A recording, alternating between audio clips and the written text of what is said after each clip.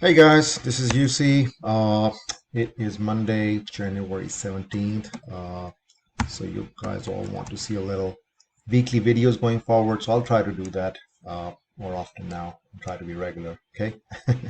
Okay, so this is a chart, weekly chart of QQQ. And sometimes you see I have these TOS charts with less number of lines, and then sometimes I have these key levels. So that's how I like to kind of analyze and read charts, because trying to read charts here on the levels when this is all looks like a little clutter becomes hard. So you kind of just look at some major support and resistance level. This way you kind of can visualize it better without the clutter. So right now what's going on, this is a weekly chart, right? We have this support zone where the weekly was trying to bounce from every time it would trade, and right here was the resistance zone because we have top wicks and there's no closure above this line. So come to this last week, we saw a little bit of it broke down below, but then it bounced back up and closed right where it was bouncing back from all these previous weeks, but with a little bit of top wick. So now let's go into the daily time frame and see what's going on. If I look at this chart right now, we had this big bearish breakdown on Thursday, right?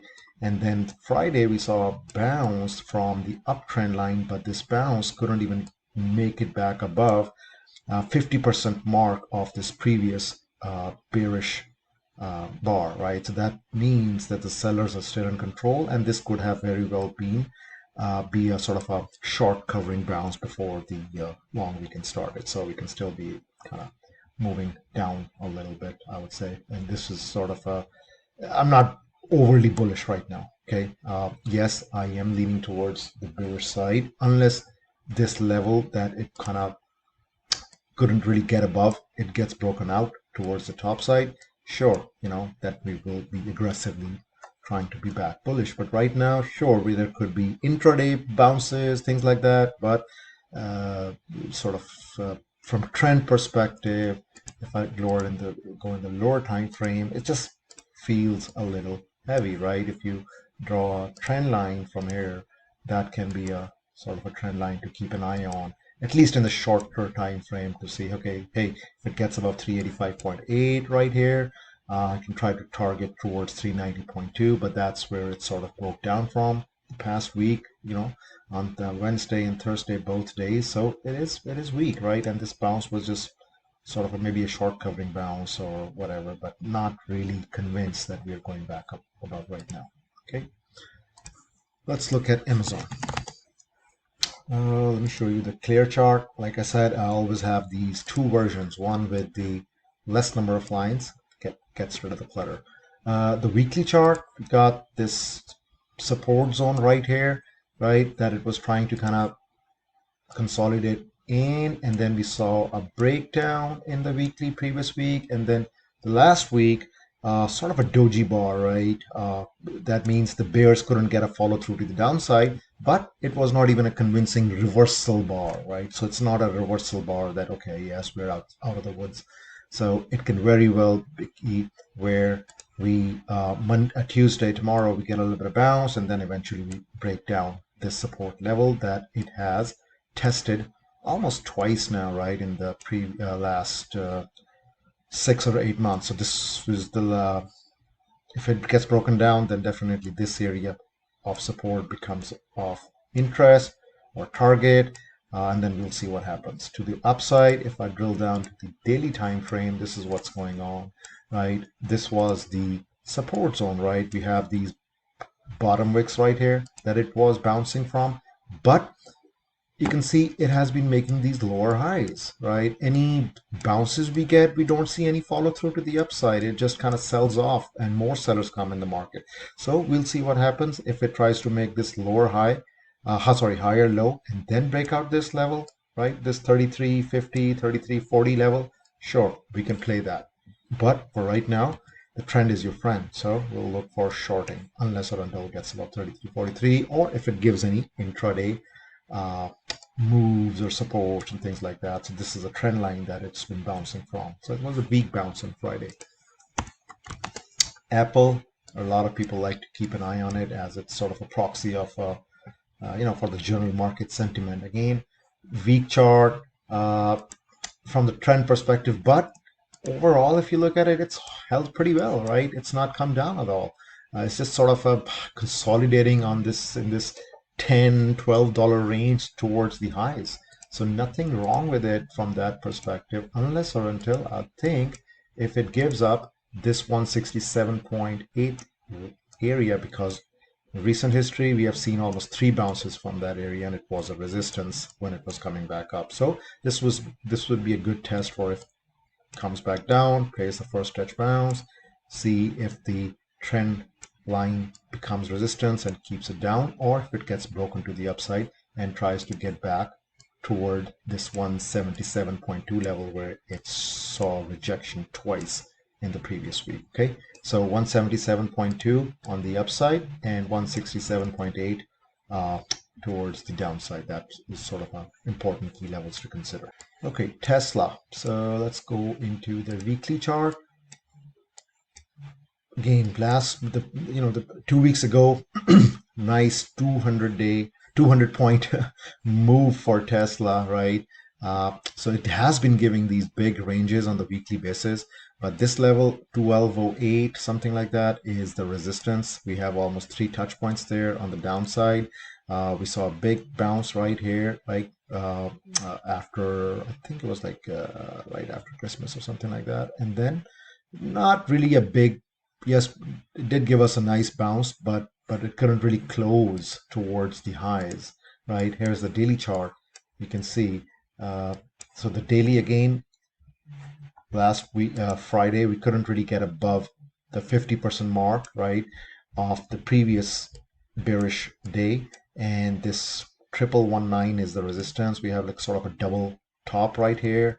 So we'll see what happens. But if I drill into, let's say, a lower time frame, you can see it can be classified into a sort of a not so clean looking bear flag, right? Something like that. We'll see what happens. But if it does like this, breaks down, 980 becomes your target. If it goes back up, 1074 is the first test, 1075, and then we'll see if it wants to crawl back up. But to lean aggressively bullish, we really need to get above 1120 level, right? Because that's where it has been breaking down from this past week. So if it needs to crawl back up, we need to see a price jump back above this level to start leaning. Okay, the trend has changed a little bit and all that stuff. But right now, we can always draw something like this too and say, okay, just to kind of give us some visual clues as to when the chart gets strong, something like that. Let's look at a couple of more. Square. That has been one of my good names that I would have been trading. Still, trend is your friend. Bearish price action, right? No clue of buyers stepping in. No green week at all. And even if we do see a green week, we don't really see a follow through to the upside. Sellers come back in and it just sells on strength, right?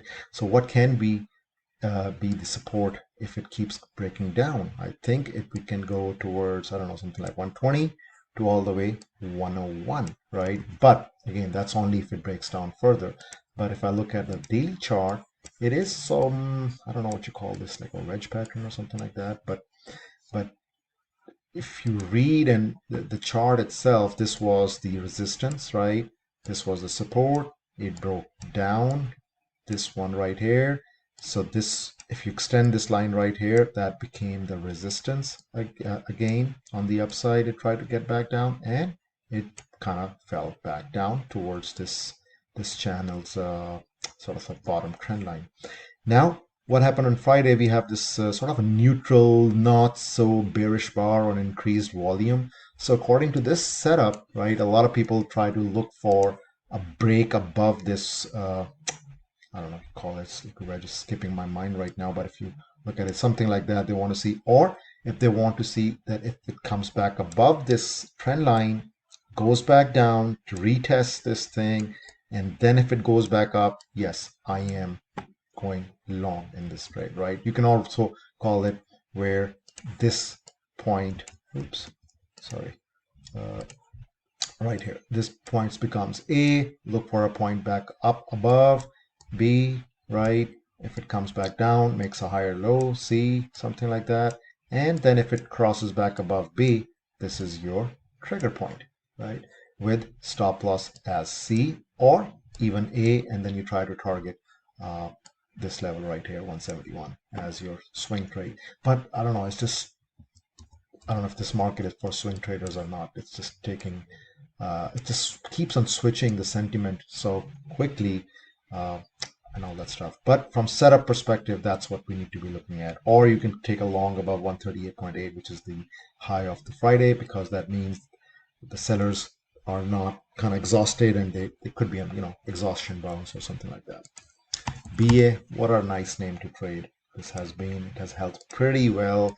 It got above its downtrend line. Now let's see if it tries to test this trend line back down and then get back up above 227 for a move towards 234, because that's where it broke down from last time it traded on the channel trend line as well. On the downside, definitely this area right here is still your support, where it broke out above from, right? There's something like 217 or something like that is your support to the downside in case if it breaks down, and we can see if it bounces back from there. Okay, let's look at Nvidia quickly. Let me get rid of the other chart. Okay, so this is the sort of a long-term uptrend line. Any move to the downside, we can see if it could be a good point to sort of play the bounce because of the two reasons, and those are we have this uptrend line and also this channel bottom line, right? So that gives you more reason to play a bounce. Of course, you don't know if it will hold or not, but at least for a bounce trade, that becomes a good risk and reward trade. If I look at the weekly chart, again, this was the support level that it broke down below, and the first time it has closed below that support, right, with the top wick, right? So a setup can be where you see the current week go back green, and then as long as it does not get back strong above this one, 286, you look for a move up, and then if it breaks down, take the short, right, back towards this level right here. That will be a continuation of the decent downtrend, and you can see again, read the price, more bearish bars. Bullish bars are not seeing any significant upside follow through. Sellers come back in, lower highs, things like that, right? So that gives you more comfortable feeling playing the short side, right? And then you can play the breakout short, or you can play and wait for the price to come back up towards the resistance level and play a rejection, right? So multiple ways of playing that. Okay, let's do one more chart before I call it a day. Okay, here's a chart of Microsoft. Long term, yes, it has been in a nice uptrend, but you can see these past few weeks, right? In this nice strong uptrend, we did not have all these bearish bars, right? These big bearish trend bars. Even if you have a bullish bar, like previously, those bullish bars would see a nice upside follow through, right? Follow through, right? Follow through. These bars have not seen any follow through, right? In fact, we have just been sort of selling off, and we have this area as a nice resistance. Previous week's resistance is right here. 2 weeks ago, and this previous week was right here with the top wick, right? And a closure below this sort of medium-term uptrend line, right? And where did it close? It closed right where the chart was, this was resistance before. It broke out above from this one, and now we bounced a little bit from that one. So the sellers are still in control. It's not really a significant bounce, but let's look into the daily time frame, what's going on. So the daily, okay, Thursday sold off really bad, and then a nice little cute bounce, but couldn't get back above the trend line that it broke down from and the 50% mark. So sellers still in control. So I would like to, my preference would be to look for a short play, right? Unless of course market sentiment changes totally and we get a nice daily close back above, something like that, and we can target this level to the upside. But right now, just watch this level on the downside, that if it gets broken, okay, and then we have this channel to the downside as well. Nothing really too bullish right now because we have these strong bearish trend bars that are dominating the recent price action right now. So a lot of people try to pick up the bounces and all that stuff, but not a good strategy. Look for strength and sell that. Okay, that's just a better strategy right now with all what's going on. I mean, we have earnings coming up later in the month as well. Definitely, that can have its own impact, but we do have some time before that comes out. And if it breaks down from here, the next support levels are right there, and these are sort of the lower level key levels that I have marked. So we'll see what goes on, and again, this can be sort of a downtrend line for some visual clues as to see when does the start get back strong, or if we need to get back. If it gets back above here, we can short it or something like that. Okay, so sorry, don't have more time. We have some people coming in, so I'll try to make these videos on a regular basis and try to post them when we post the levels and charts. Okay, hope you guys like this, and take care, guys.